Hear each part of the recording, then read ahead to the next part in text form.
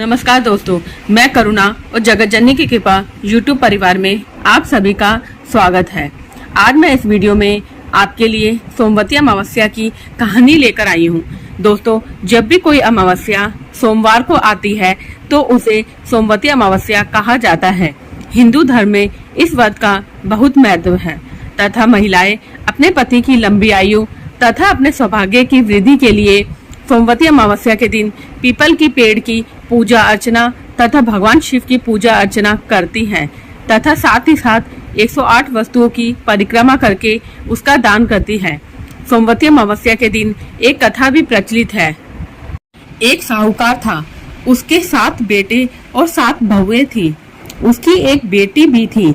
साहूकार के घर एक ब्राह्मण रोज भिक्षा मांगने आता और ब्राह्मण को साहूकार की बहू रोज भिक्षा देती तो वो ले लेता, लेकिन जब साहूकार की बेटी उसे भिक्षा देती तो वो उसकी बेटी से कहता, तू सुहागन तो है पर तेरे भाग्य में बहुत दुख लिखा है।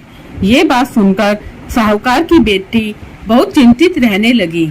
चिंता से उसका शरीर बहुत कमजोर होने लगा। एक दिन साहूकार की पत्नी ने अपनी बेटी से पूछा, बेटी तुम इन दिनों इतनी चिंतित क्यों रहती हो और तुम बहुत कमजोर भी दिखती हो। तब उसने बताया कि माँ, जो ब्राह्मण रोज भिक्षा मांगने आता है वो कहता है कि बेटी तू सुहागन तो है लेकिन तेरे नसीब में दुख लिखा है। यह बात सुनकर जब उसने अपनी माँ को ये बताया तो माँ बोली, कल मैं भी सुनूंगी कि वो तुम्हें क्या कहता है। अगले दिन जब वो ब्राह्मण भिक्षा लेने आया तो उसकी माँ छुपकर बैठ गई। जब बेटी भिक्षा देने लगी तो ब्राह्मण ने फिर से वही बात कही। इतनी बात सुनकर उसकी माँ बाहर आ गई और बोली, एक तो हम तुम्हें रोज भिक्षा देते हैं और ऊपर से तू हमें ही कोसता है।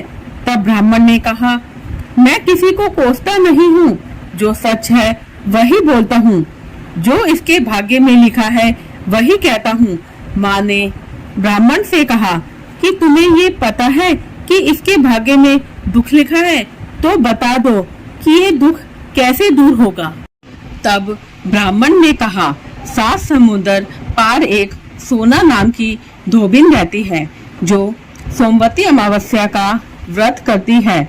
अगर वो अपने व्रत का फल तुम्हारी बेटी को दे दे तो इसका निवारण हो सकता है, नहीं तो विवाह होते ही इसके पति को सांप डस लेगा। ये बात सुनकर माँ बहुत रोने लगी और सोना धोबिन की तलाश में जाने लगी। चलते चलते रास्ते में धूप पड़ने लगी।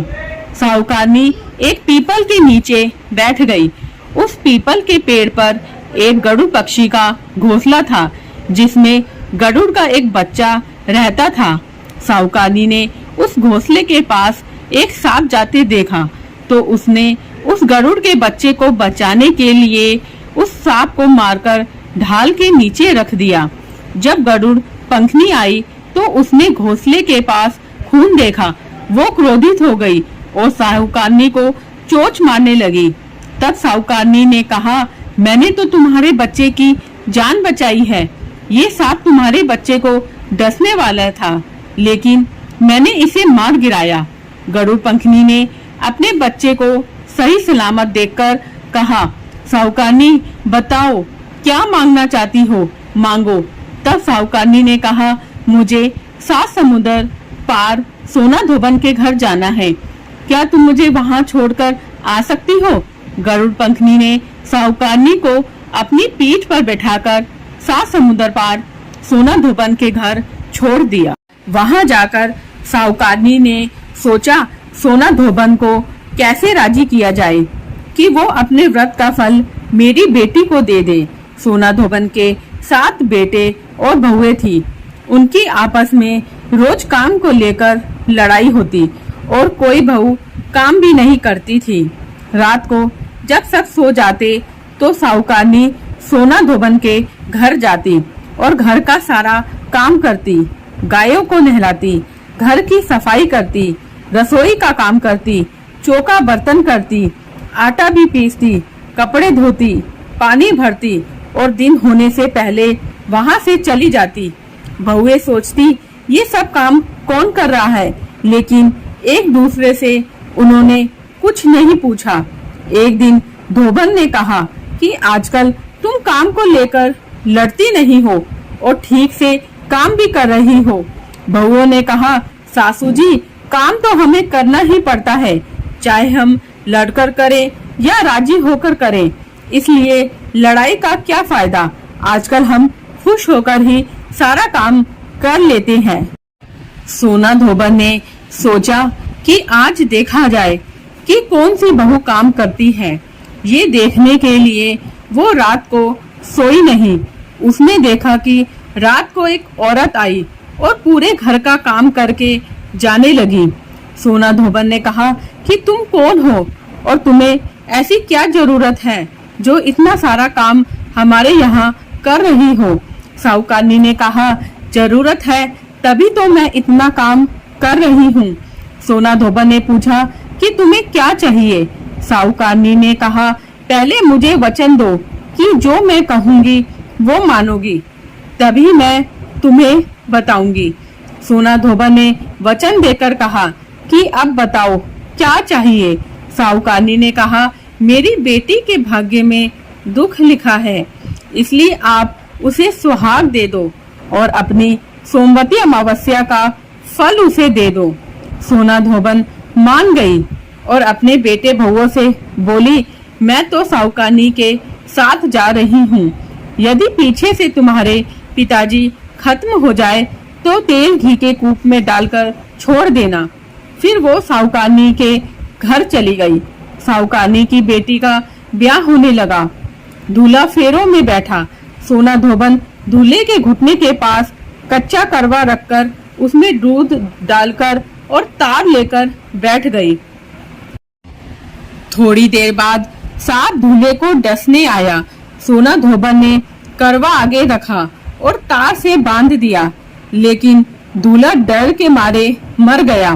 तब सोना धोबन ने टीके से रोली निकाली और मांग से सिंदूर निकाला, आँख से काजल निकाला और नाखून से मेहंदी निकालकर छोटी उंगली से छींटे मारे और बोली, आज के दिन तक मैंने जितनी सोमवती अमावस्या करी उसका फल साहूकार की बेटी को लग जाए और आगे मैं जो सोमवती अमावस्या करूं वो मेरे परिवार को लगे। इतना कहते ही वो दूल्हा जीवित हो गया और सोमवती अमावस्या की जय जयकार करने लगा। जब सोना धोबन वापस जाने लगी तब साहूकारनी बोली, तुमने मेरे जवाई को नया जीवन दान दिया है, इसलिए कुछ भी मांग सकती हो। वो बोली, मुझे कुछ नहीं चाहिए, सिर्फ एक हांडी दे दो। सोना धोबन हांडी लेकर घर चली जाती है। रास्ते में सोमवती अमावस्या आती है तो वो हांडी की 108 परिक्रमा लगाकर उस हांडी को पीपल के पेड़ के नीचे गाड़कर अपने घर आ जाती है। घर आकर देखती है तो उसका पति मरा हुआ था और तेल घी के कूप में पड़ा था। तब वो टीके में से रोली निकालती है, मांग से सिंदूर निकालती है, आंखों से काजल निकालती है और नाखून से मेहंदी निकालकर छोटी उंगली से छींटे देती है और कहती है, मैंने जो रास्ते में सोमवती अमावस्या की है उसका फल मेरे पति को लगे। इतना कहकर ही उसका पति उठकर बैठ जाता है।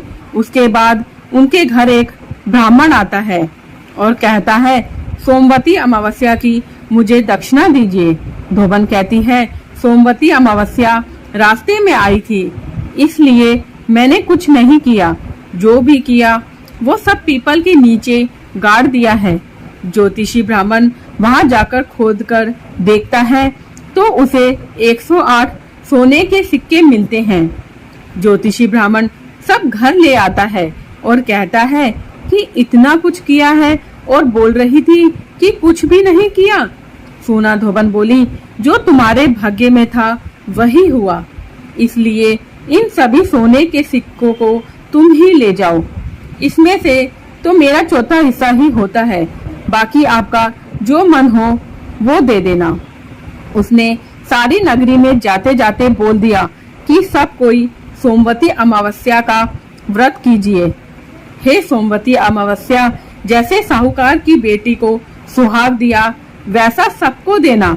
सोमवती अमावस्या की कहानी कहने वाले, सुनने वाले और हुंकार भरने वाले सभी पर सोमवती अमावस्या की कृपा बनी रहे। आपको ये कथा कैसी लगी कमेंट करके जरूर बताएं और मेरे चैनल जगत जननी की कृपा को सब्सक्राइब करना ना भूलें। जगत जननी की कृपा आप सभी पर बरसती रहे। धन्यवाद।